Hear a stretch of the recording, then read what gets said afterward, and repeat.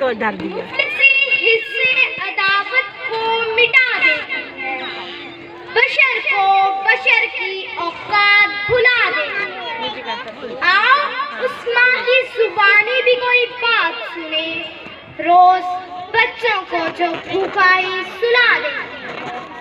अपनी इज्जत के भरोसे थी जो मजबूत खड़ी, आखिर एक रोज वो सर अपना झुका देती है। इसके दामन पर लगे दाग यही कहते हैं, भूख तहसीब के आदाब भुला दे, भूख तहसीब के आदाब भुला दे। सदरालकार, सर्दियों की ठठरती हुई रात में मुंह लपेटे एक मजबूत माँ अपने नौमलूद बच्चे को ईदी सेंटीर के बाहर पड़े झूले में डाल जाती है। इससे पूछा गया, क्या तुझे तेरी ममता सताएगी नहीं? बच्चे की सिसकियां तुझे रुलाएगी नहीं?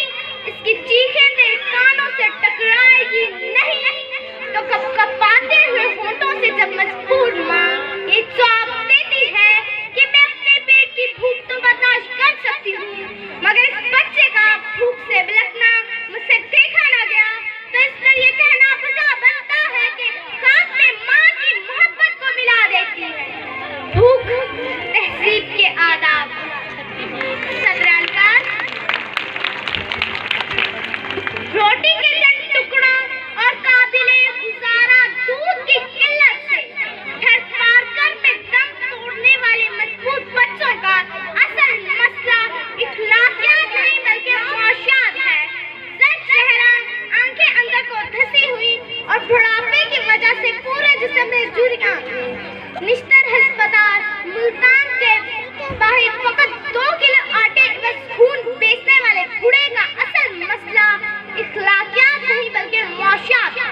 चेहरा बता रहा था कि मारा है भूख ने, और लोग कह रहे थे कि कुछ खा के मर गया।